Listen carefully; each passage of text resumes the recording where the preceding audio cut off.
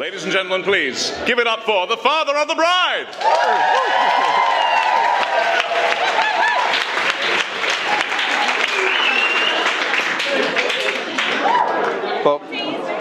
Well, welcome everyone, and thank you very much for that welcome. You probably all know by now, but I'm Graham, the lucky father of the lovely bride, who we've been seeing earlier today. If you were paying attention. I would like to welcome everyone here today. I hope everyone got down here okay. I think there's been a few travel problems yesterday, certainly. I know a number of you came down last night to spend Friday night partying to the Take That tribute band that happened to be on at the hotel over at Jury's Inn, and it's the hotel where we had dinner. For those of you that missed out, I hope you're ready to show us your Gary Barlow moves a little later on, and perhaps show us who rules the world, or even perhaps sing us a million love songs. You'll be pleased to know that I won't be singing or doing any of that. Anyway, back to today. As well as welcoming everyone today, I want to particularly welcome Joe's mum and dad and families. And I want to especially thank Jasmine's mum, Shelley, and her husband, Peter, for all the work they've done.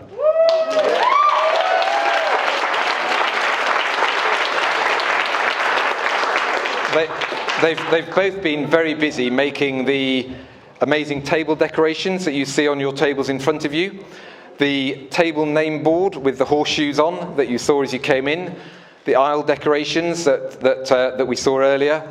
It goes on, and Peter has collected honey from his beehive that he's got, and there are jars of the honey around somewhere. I'm not entirely sure where. Over there, I think. And I think you're all very welcome to pick up a jar and sample Peter's fresh honey. So do please make sure that you go home with a jar.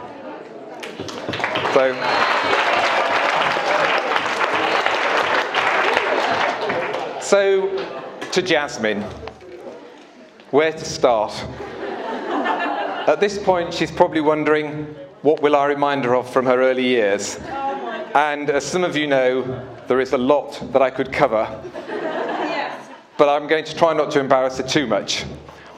I think first and foremost, I'd like to say how proud her mum and I are of the young lady that Jasmine has become and that we see before us today.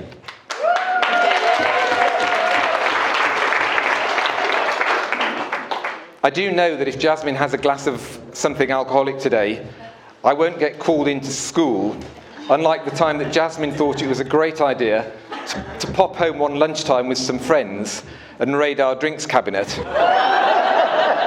Needless to say, when a group of 13 or 14-year-old girls go back to school after drinking, it doesn't take long for the teachers to notice. And needless to say, we were called into school and told to ask why Jasmine was even given access to the drinks cabinet. And also, hopefully, we won't need to call the fire brigade out today, unlike the time one 5th of November, when Jasmine and Rajal, who's trying to hide on that table over there, were letting fire. And Rajal's flown in from the States. We're delighted that she's joined us today. They were letting off fireworks in Rajal's garden and managed to set fire to the hedge at the house, and the fire brigade were called. So hopefully that's not going to happen today. As you all know, both Joe and Jasmine have a love and passion for horses, which, as we all know, is a nice cheap pastime. And you may also have noticed that Spider and Rolex didn't receive an invite for today, which is probably as well, but hopefully maybe they'll get a piece of cake or something saved for them at the stables. So Jasmine first started riding regularly at Bucks Meadow Riding School near Watford at the age of 6 or 7 years old, and here we are 15 or 16 years later, and she met her now husband through horse riding and playing horseball. Riding has been a big part of her life, not only meeting her husband, but she's ridden with her cousins in Italy and America and played horseball in France, Spain and Australia. I mentioned Australia. And I'm sure horse riding will continue to play a big part in both of their lives. And talking of Italy, and talking of stories about Jasmine, we spent many happy holidays in Italy with Jasmine's cousins Lily and Josie and her auntie Liz and partner Giorgio. And as I say, I don't wish to embarrass Jasmine too much, but when she was young, she used to love to have me make a car in the sand, and so she could sit in the car. And at one stage, we did think she might grow up to be a motor racing driver, but that hasn't happened. She also used to love to go into the sea and jump over the waves, and was always looking for one particularly big wave, which she named Witchy Witch. To this day, I don't know why, but it might be something you want to ask her later. But we were always, is that Witchy Witch coming? Don't ask. I don't know where she got the name from, but perhaps ask her later. Anyway, as I say, her mum and I are delighted she's grown into a sometimes responsible young lady, developing a career in the financial services industry at Embry-Little, a few of who are here today. Woo! She's always been a very hard worker, whether it was helping out at the stables, and a couple of summers she helped out at Pennywell's stables, assisting disabled children to ride, or whether it was working behind a bar, or one time she spent a few months working at Selfridges. And I think probably the highlight was when she was about 13, she got herself a job for Christmas working as one of Santa's little helpers at a shopping centre in Hammersmith. The only slight flaw to that was it did involve her mum or I having to drive her down to Hammersmith so she could work and then pick her up to bring her home. But well done to her. And so to Jo. Well, we're very pleased to welcome Jo into our families. All we can say is he must be very patient.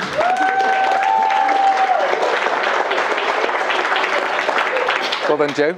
He must be very patient and a good listener. And I'm sure that they're going to have many happy years together.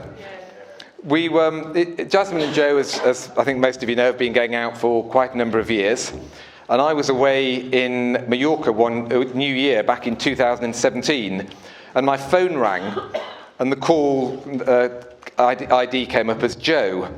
And I thought, either there's an emergency, or perhaps, and I'm pleased to say it was the perhaps, and Jo told me he was planning to propose to Jasmine, and I think that it was New Year's Eve 2017 that he did propose, so well done, Jo. I think Jo was quite nervous about today, and I was amused when Jasmine told me earlier in the week that Jo had gone to St Albans to get his jabs for their honeymoon, and then he couldn't find where he'd parked his car. I think it was either probably a bit of brain freeze or pre-wedding nerves. Anyway, as I'm sure we all are, very pleased he found his car and he found his way here today and married Jasmine.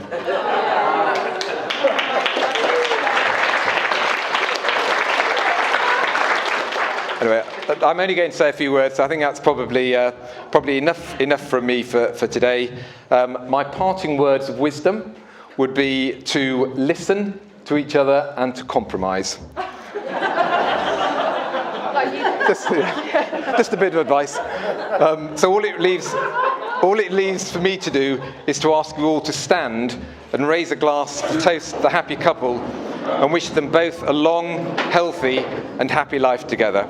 So Jo and Jasmine.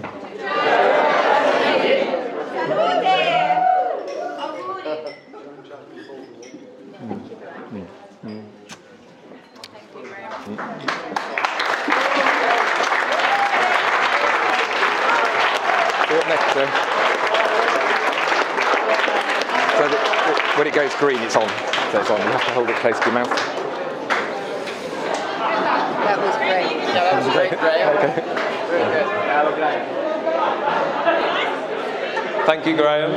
Thank you for your amazing speech. I couldn't have said it better myself.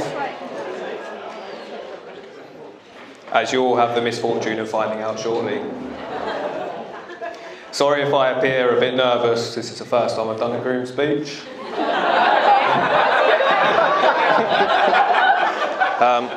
So thank you to everybody for coming today, especially to Jasmine. Today really would have been the same without you. So we have had family and friends fly in from all over the world to be here today. Heather and Tony from America, Rajal from Los Angeles, Matt and Hayley who have come in from Dubai, Liz and Giorgio from Italy, and Chris and Kat who have come in from the Czech Republic as well. So thank you everybody. I would also like to take a moment to say thank you to the bridesmaids for supporting Jasmine throughout the wedding planning process. Thank you for being so proactive, because I wasn't as much. And also just thank you for being great friends to Jasmine, for organising the hen do. Jasmine appreciates it, and I certainly do too. So thank you to Andy and James, my two ushers. You did a pretty good job at keeping me sober before the ceremony. I'm afraid as soon as this speech is finished, you are both redundant.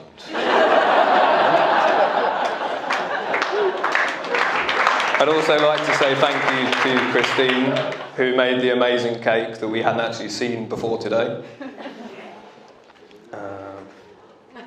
It was very kind of you to offer to make it in the first place. And we look forward to seeing how you get on in the Great British Bake Off. So good luck. Also a massive thank you to Jasmine's mum, Shelley, who took it upon herself to prepare and make the lion's share of all the decorations and table centerpieces you see before you now, for accepting me into your family, making sure I'm never hungry. Even though you did call me a loser the first time we met.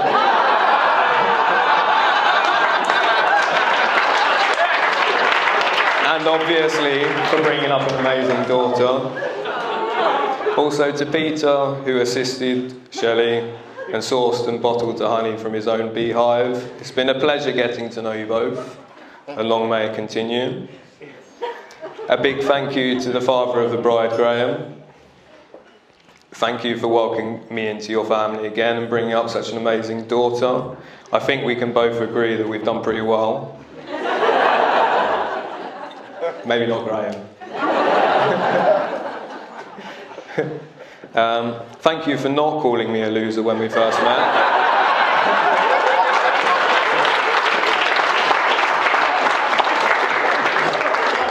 And I'm grateful for all the shirts that you have given me over the years.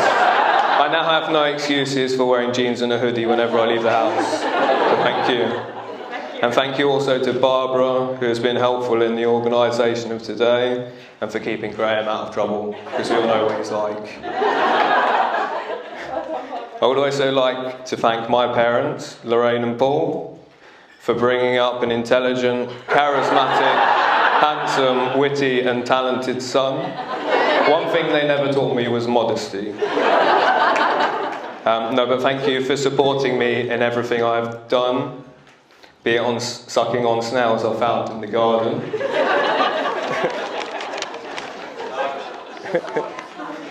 Playing horseball, failing university twice, or making a complete career U-turn and becoming a prison officer. I honestly can't thank you enough, and for that I'm eternally grateful. Now to talk about my beautiful wife, Jasmine. Sorry? Now to talk about my beautiful wife, Jasmine. Thank you for organising today. And for saying yes. Whilst preparing this speech, I found Google really helpful. Although I narrowly avoided paying someone else to write it for me. Despite the advice I found online, I really wanted to try and stay away from the stereotypical cliches you often find in wedding speeches. In my eyes, and I'm sure for lots of you too, Jasmine is an incredible person with a huge depth of character. Why is that funny? That's not meant to be a joke.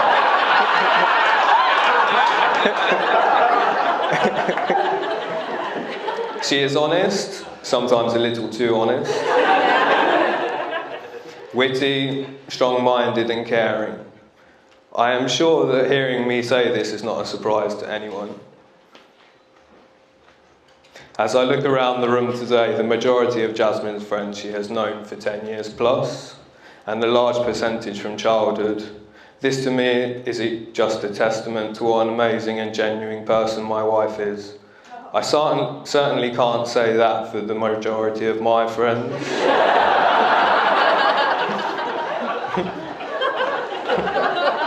Jasmine has also encouraged me and motivated me to try new things and to broaden my horizons. If someone told me 8 years ago that I would be a prison officer trying to qualify for badminton horse trials, I would have said they don't know me very well.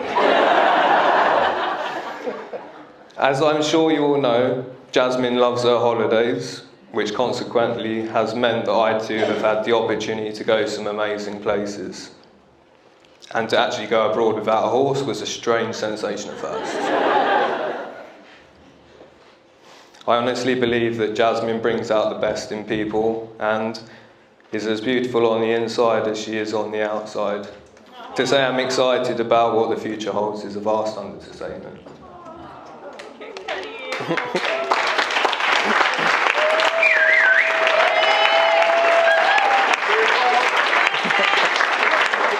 The first time we met was not the smoothest of introductions. I had not long been back from France when I was asked to coach a horseball training session up at Oaklands College. As I arrived, the lorry park was completely empty, barring a bright Barbie pink horse box. I'm sure most of you have seen it, and if not, you may well have been even been for a ride in it at some point. As is typical of horseball, everybody else was running late. As I got out of the car, I said hi to Sam, who had a horse tied to the side of the pink box. I then said to Sam, "Whose box is this? I wouldn't be seen dead in it." To which she replied, "It's Jasmine's," as Jasmine walked out from behind the back of the box. So I'm pretty sure she heard what I said. The ironic thing is, little did I know that 6 months later I would be driving this bright pink box with white van drivers creeping up alongside hoping to see Katie Price. And instead they saw me. The training session itself didn't go too well. I think Jasmine walked out after about 25 minutes. I would now like to propose a toast to Jasmine. Oh, yeah.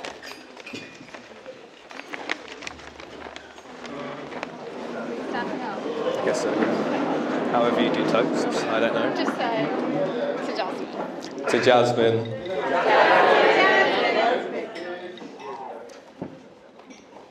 Okay. So just quickly, before I hand over to my best woman, Nikki Morris, as she's known, I would just like to tell you a bit about her. What? I first met Nikki when I was 13 and just starting to play horseball. She occasionally rode my naughty pony when I first started. That wasn't a joke.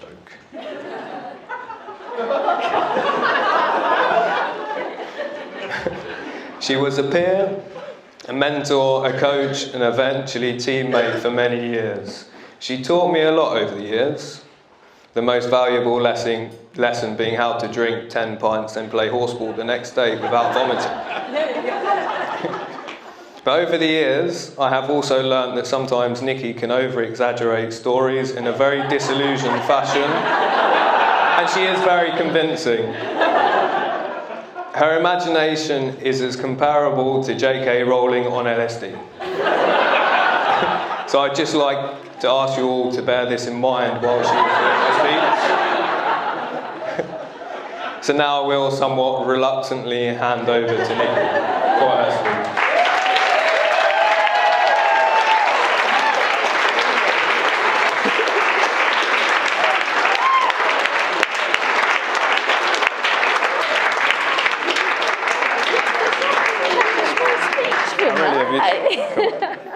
It's on, by the way. It's on, by the way. So, right. Follow that. I know. I'm not J.K. Rowling yet. On behalf of everyone here today, I'd love to thank Jazz and Joe for including us all on this special day. It's been a fantastic day, and Jazz, you look absolutely stunning in your dress.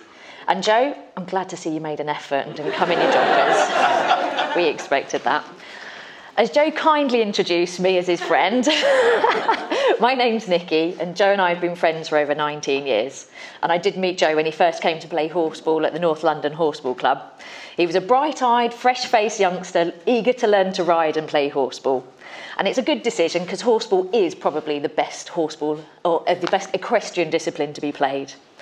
And it's thanks to horseball that over the years, along with Stuart, we've had very many enjoyable and unforgettable experiences, although we've all since stopped playing, which is a sure sign of us all getting a little older. Joe was selected to compete in his first international in Milan in 2005.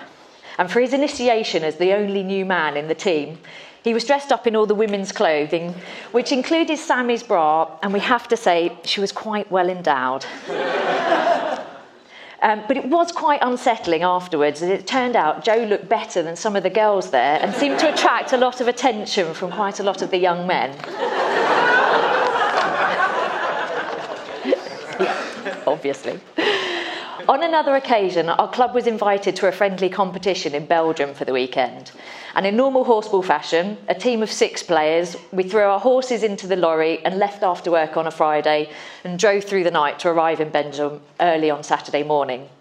And after our playing our match, which of course was running late because this is horseball and everything is always late, and we finished our horses, we went up to the restaurant to get some dinner, as we were all quite peckish, only to be told that the chef had gone home and he hadn't left any food for any of us. So in true British fashion, we went straight to the bar and started drinking the Belgian beer. And a very interesting evening was to be had.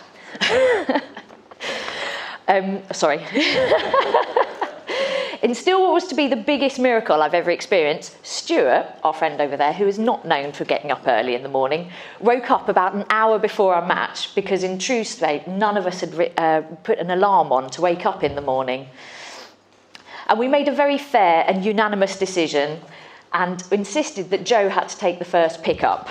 I think we blamed it on the fact that Joe was the youngest person there, but the reason was we were all just so drunk, we were feeling sick every time we were riding our horses, so he got that impressive decision. When Joe finished school and was asked and about to embark on his next stage in life at the university in Guildford, he asked Mark, a fellow snake enthusiast, if he would be able to look after his 2 snakes while he was away partying. No educating. And so Colin and Topaz came to live with us, and they're still living with us today, a bit like the teenagers who refuse to leave. No, we've still got them. After attending university, Joe decided to move to France in order to live and play horseball. And I was somewhat amused when I got a phone call from Joe in Calais asking where he was going and could I give him some directions of how to get to Chambly.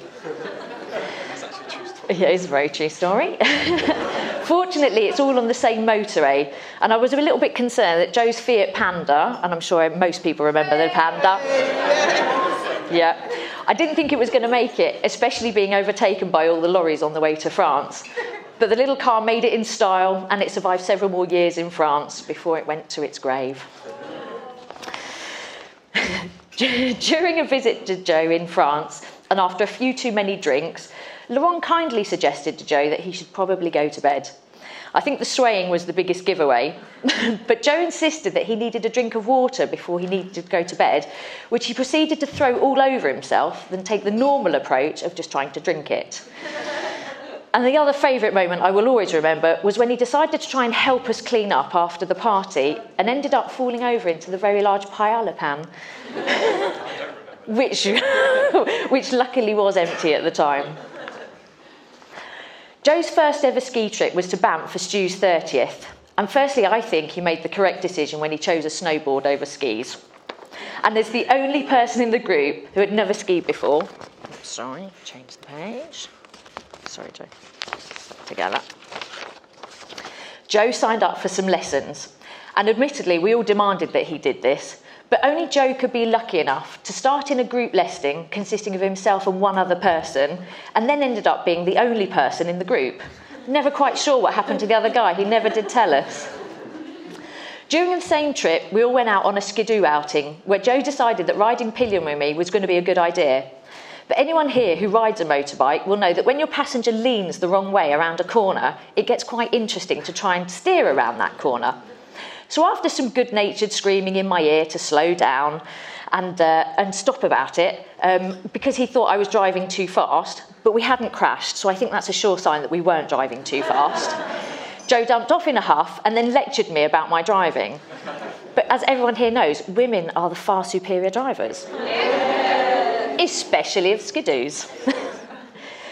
Stuart and I have a slight obsession with theme parks and act like two kids running around a park trying to get on every ride as quickly as possible and then riding the roller coasters until we can't walk in a straight line.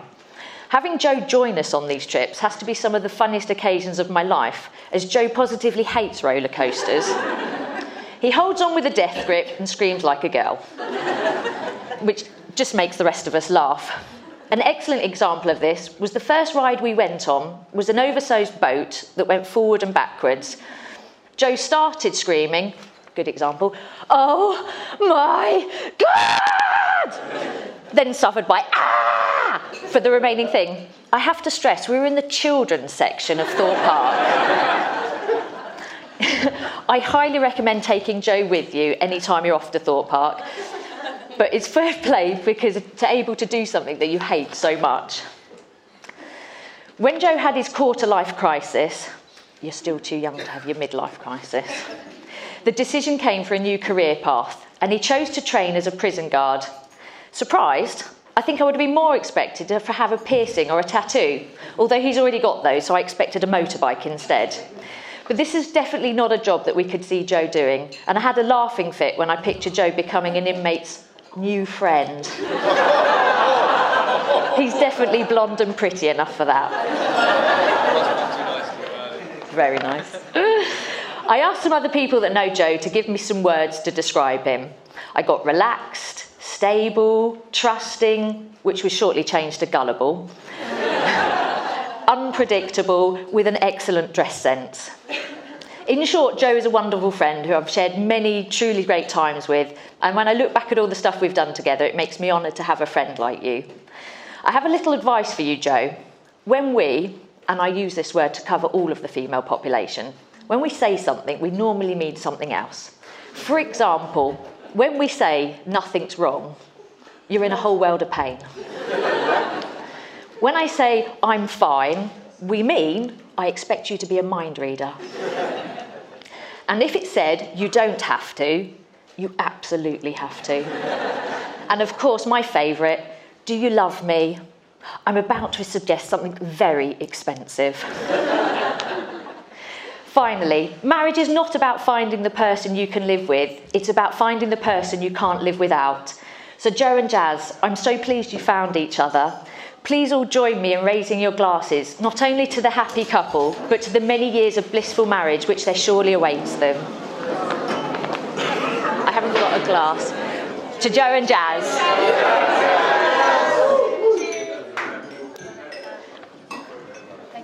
You're very welcome. Nothing really. You're really welcome. Thank you. Well done.